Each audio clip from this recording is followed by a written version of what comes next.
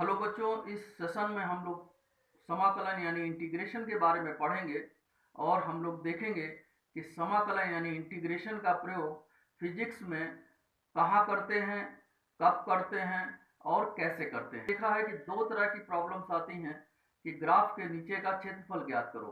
तो ग्राफ के नीचे जो ग्राफ हमें मिलेंगे या तो वो यूनिफॉर्म ग्राफ होंगे या तो कर्व होंगे, क्योंकि ये देखा जाता है कि जो यूनिफॉर्म ग्राफ है उसका क्षेत्रफल तो हम लोग आसानी से निकाल लेते हैं, लेकिन कर्व के नीचे का क्षेत्रफल निकालने में हमें दिक्कत होती है। तो आज हम लोग ये सीखेंगे कि इंटीग्रेशन का प्रयोग हम लोग ग्राफ के नीचे का क्षेत्रफल निकालने के लिए कैसे करेंगे।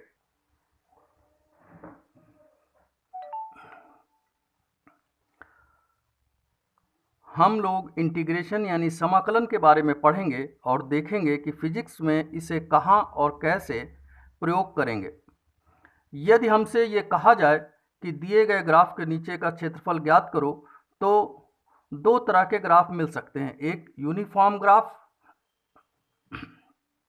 और कर्व। हम देखते हैं कि यूनिफॉर्म ग्राफ जो है, इनके नीचे का जो क्षेत्रफल होगा, जो शेप हमें मिलेगा, तो या तो वो त्रिभुज होगा या तो वो आयत होगा, और इसी प्रकार हम देखेंगे या तो वो समलंब होगा। और आप देखते हो इन सब रूपों का क्षेत्रफल निकालना आसान है। जैसे ए ग्राफ के नीचे का क्षेत्रफल ज्ञात करो, तो यहाँ पे हम देखते हैं कि इस ग्राफ के नीचे का क्षेत्रफल त्रिभुजाकार है, यानी त्रिभुज ओ ए बी का क्षेत्रफल ये बराबर, हम जानते हैं इसका फार्मूला होता है 1/2 into O B into A B, आराम से निकल सकता है। इसी प्रकार दूसरा देखते हैं, ग्राफ ए बी के नीचे का क्षेत्रफल। यहाँ हम लोग देखते हैं कि ये त्रिभुज, ये ग्राफ के नीचे का रूप जो है वो आयताकार है, और आयत का क्षेत्रफल होता है लंबाई गुणे चौड़ाई, यानी आयत ए बी डी सी का क्षेत्रफल बराबर ए बी यानी लंबाई इंटू बी डी यानी चौड़ाई। अब हम लोग देखेंगे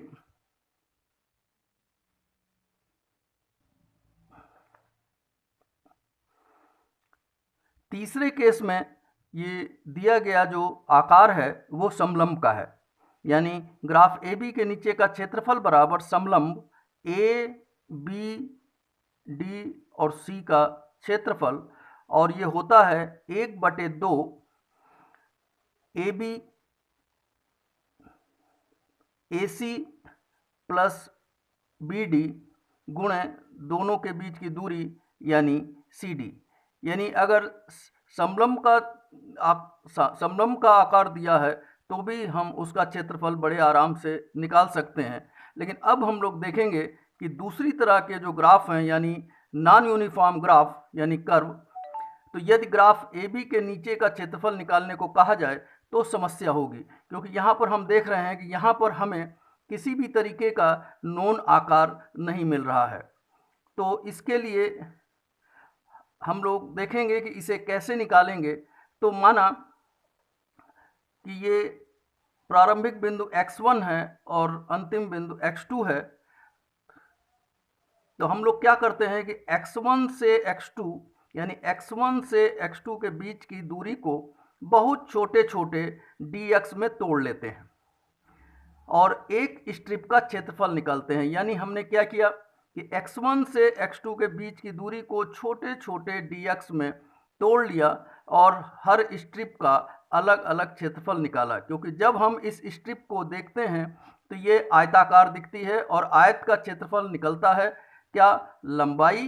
गुणे चौड़ाई। इसका मतलब यहाँ पे हम लोग क्या करेंगे कि पहले x1 से x2 के बीच की दूरी को यानी x को बहुत छोटे छोटे dx में तोड़ लेंगे और एक स्ट्रिप का पहले क्षेत्रफल निकालते हैं। इसी प्रकार सारी स्ट्रिप्स का हम लोग क्षेत्रफल निकालते जाएंगे और फिर उनको निकालकर जोड़ लेंगे। तो एक स्ट्रिप का क्षेत्रफल बराबर हो गया लंबाई गुणे चौड़ाई यानी y1 इंटू dx। तो कुल क्षेत्रफल हो गया y1 dx plus y2 dx plus, इसी प्रकार अगर हम करते जाएं तो ये हो जाएगा yn इंटू dx। इसे हम लोग लिख सकते हैं समेसन x बराबर x1 टू x बराबर x2 y into d x, और इसी को हम लोग कन्वर्ट कर सकते हैं इस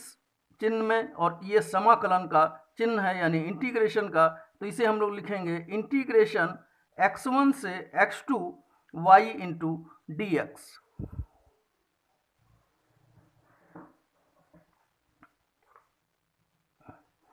जहाँ x1 जहाँ से ये कर्व शुरू होता है, तो x1 बराबर इसे कहते हैं लोअर लिमिट यानी प्रारंभिक सीमा, और x2 बराबर फाइनल लिमिट यानी अंतिम सीमा। क्योंकि आप जानते हो हर चीज़ कहीं ना कहीं से शुरू होती है, वो उसकी प्रारंभिक सीमा होगी, और कहीं ना कहीं खत्म होती है, वो उसकी अंतिम सीमा होगी। और इसी को कहते हैं समाकलन यानी इंटीग्रेशन। इंटीग्रेशन का मतलब होता है जोड़ना। तो इस प्रकार हमें ए बी के नीचे के नॉन यूनिफॉर्म कर्व का क्षेत्रफल मिल जाता है। अब हम समाकलन के सूत्र पढ़ेंगे। पहला, यदि y बराबर x की पावर n है तो integration of y into d x बराबर हो जाएगा इंटीग्रेशन ऑफ x की पावर n dx, और इसका फॉर्मूला होता है x की पावर n प्लस 1 बटे n प्लस 1, यानी जो घात होती है उसको एक से बढ़ा देते हैं और नीचे घात में एक जोड़कर भाग दे देते हैं। हम लोगों ने डिफरेंशिएशन को भी पढ़ा है, उसमें हम लोग देखते हैं कि घात एक से कम कर दी जाती है, लेकिन चूंकि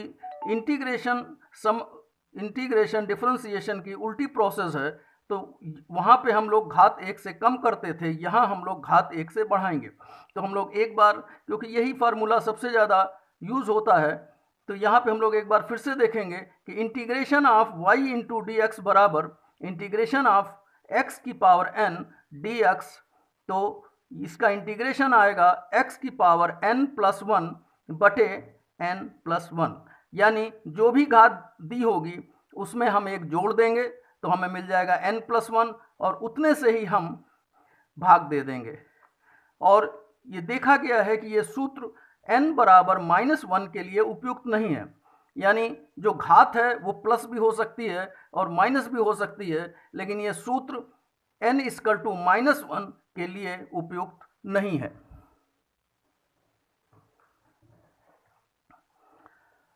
अब हम लोग एक सूत्र और पढ़ेंगे कि यदि y बराबर 1 हो, यानी अगर y बराबर, जिसमें देखिए अगर y बराबर 1 है यानी कोई नियत संख्या है, तो integration of 1 into d x का मान x होता है। तीसरा फार्मूला, अगर y बराबर c यानी कोई नियतांक होगा, नियतांक का मतलब इसमें कोई भी बदलाव नहीं हो रहा है, तो integration of c into d x बराबर, c को हम लोग बाहर निकाल लेंगे तो अंदर 1 बचेगा, तो इसको लिख सकते हैं c integration of 1 into d x बराबर, और हम लोग जानते हैं कि इंटीग्रेशन ऑफ डी एक्स जो है वो x होता है, या 1 का इंटीग्रेशन x होता है, तो इसलिए इसे लिख सकते हैं c इंटू एक्स, और इसे हम लोग आगे याद रखेंगे। अब हम लोग देखेंगे कि अगर सीमा के साथ समाकलन दिया हुआ है तो उसका मान कैसे ज्ञात करेंगे। तो y बराबर x की power n integration from x1 to x2 यानी x1 lower limit x2 upper limit x की पावर 1 इंटू डी एक्स। तो पहले हम क्या करते हैं कि x की पावर n को हम लोग समाकलित कर लेते हैं, तो ये आता है x की पावर n प्लस 1 बटे n प्लस 1। बड़ा ब्रैकेट लगाते हैं, यहाँ पे लोअर लिमिट लिखते हैं, यहाँ पे अपर लिमिट लिखते हैं, इसमें से n प्लस 1 को बाहर निकाल लेते हैं, तो ये आ जाता है 1 अपान n प्लस 1 ब्रैकेट में x की पावर n प्लस 1, ब्रैकेट बंद कर देते हैं, यहाँ पे लोअर लिमिट रखते हैं, यहाँ पे अपर लिमिट रखते हैं, और इसको कैसे सॉल्व करते हैं, 1 अपान n प्लस 1 ब्रैकेट में एक बार x की जगह अपर लिमिट रखते हैं और दोबारा x की जगह लोअर लिमिट रखते हैं और फिर उन्हें घटा देते हैं, यानी 1 अपान n प्लस 1 जब x की जगह अपर लिमिट रखेंगे तो ये हो जाएगा x2 की पावर n प्लस 1, और जब x की जगह लोअर लिमिट रखेंगे तो ये हो जाएगा x1 की पावर n प्लस 1 और उसे घटा देते हैं। ये बिल्कुल उसी तरह से है जैसे अगर दो दीवारों की की दूरी दी हो तो हम दोनों दीवारों के बीच की दूरी निकालने के लिए उनकी दूरी को ज़्यादा दूरी में से कम दूरी को घटा देते हैं।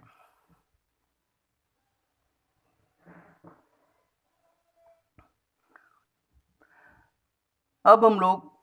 इस सूत्र की प्रैक्टिस करेंगे। पहला उदाहरण है, अगर दिया हुआ है y बराबर एक्स स्क्वायर यानी, और लोअर लिमिट दी है 1 और अपर लिमिट दी है 2, यानी integration from 1 to 2 x square dx का मान ज्ञात करो। यहाँ पर हम देखेंगे n बराबर 2 दिया है, तो integration from 1 to 2 x square dx बराबर, हम जानते हैं कि यहाँ पर जो फार्मूला होता है वो होता है x की पावर n प्लस 1 बटे n प्लस 1, n की जगह जब 2 रखेंगे तो ये हो जाएगा x की पावर 2 प्लस 1 बटे 2 प्लस 1, ब्रैकेट बंद कर देंगे, ये लोअर लिमिट और ये अपर लिमिट। यहाँ देखेंगे इसे लिख सकते हैं x की पावर 3/3 ब्रैकेट बंद 1 to 2 बराबर 1/3 एक्स क्यूब पावर हो गई 1 to 2, तो 1/3 2 की पावर क्यूब माइनस 1 की पावर क्यूब, ये आ जाएगा 1/3 8 माइनस 1 और ये आ जाएगा 7/3। यानी अगर ये दिया हुआ है तो हम दिए गए सूत्र के अनुसार बड़े आराम से इसे ज्ञात कर सकते हैं, लेकिन फिजिक्स में जो ज़्यादातर पूछा जाता है वो इस तरीके का होता है। हम लोग दूसरा उदाहरण देखेंगे, इंटीग्रेशन फ्रॉम 1 to 2 एक्स की पावर माइनस 2 dx का मान ज्ञात करो।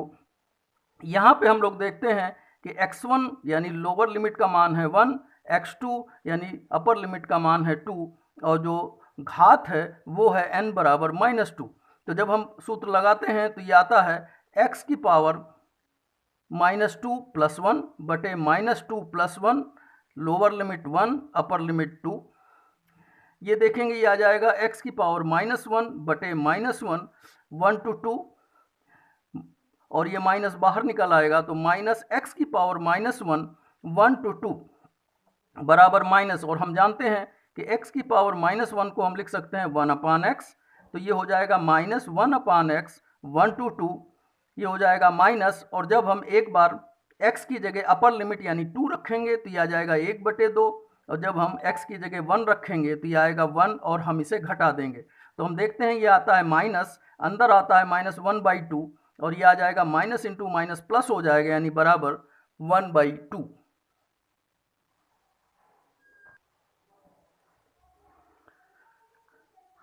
लेकिन फिजिक्स में देखा गया है कि ज़्यादातर जो लिमिट दी जाती हैं वो होती हैं दूरी r बराबर से लेकर के r बराबर अनंत यानी इन्फिनिटी तक। तो यहाँ पर हम देख रहे हैं कि x1 बराबर r है और x2 बराबर अनंत है यानी इन्फिनिटी है। तो सबसे इम्पॉर्टेंट है, इसी तरीके की चीज़ें आती हैं कि तीसरा क्वेश्चन कि integration r to infinity x की पावर -2 dx का मान ज्ञात करो। यहाँ x1 बराबर r, x2 बराबर इन्फिनिटी और n का मान -2। सूत्र लगाने पर सूत्र हम जानते हैं x1 to x2 integration x की पावर n dx होता है x की पावर n प्लस 1 बटे n प्लस 1, यहाँ पे लोअर लिमिट यहाँ पे अपर लिमिट। तो this is your integration from r to infinity x की पावर -2 dx बराबर x की पावर -2 प्लस 1 बटे -2 plus 1। This is your lower limit and this is your r to infinity. तो ये आ जाएगा -2 प्लस 1, ये -1 आ जाएगा, माइनस बाहर निकल जाएगा तो ये आ जाएगा x की पावर -1, क्योंकि -2 प्लस 1 जब जोड़ेंगे तो -1 आएगा, तो ये आ गया माइनस x की पावर -1 r टू इन्फिनिटी। तो x की पावर -1 को हम लिख सकते हैं 1/x, तो r टू इन्फिनिटी, और हम लोग देखेंगे कि एक बार जब हम x की जगह अपर लिमिट रखेंगे तो ये हो जाएगा 1/इन्फिनिटी, और एक बार जब हम x की जगह लोअर लिमिट रखेंगे यानी 1/r तो ये आ जाएगा -1/इन्फिनिटी माइनस 1/r, और हम जानते हैं कि 1/इन्फिनिटी बराबर होता है 0। तो ये हो गया -0 माइनस 1/r, ये माइनस प्लस हो गया यानी माइनस 1/r, और ये हो जाएगा, चूँकि माइनस माइनस प्लस हो जाएगा तो 1/r। तो हम लोग देखते हैं कि अगर लिमिट r बराबर r से लेकर r बराबर इन्फिनिटी यानी अनंत है, तो integration of r to infinity x⁻² का के समाकलन का मान ये आता है 1/r। और फिजिक्स में ज़्यादातर यही यूज़ होता है, क्योंकि आगे हम लोग कई तरह के डेरिवेशंस में इसका यूज़ करेंगे।